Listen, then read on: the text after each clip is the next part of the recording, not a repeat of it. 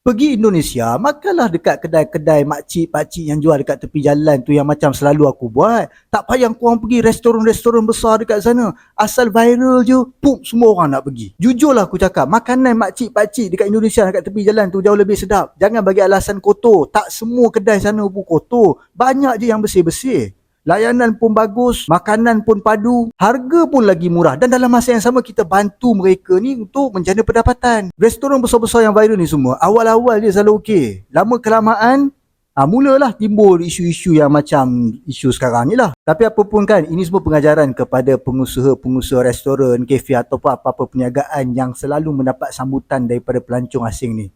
Berhati-hatilah dengan tindak tanduk anda.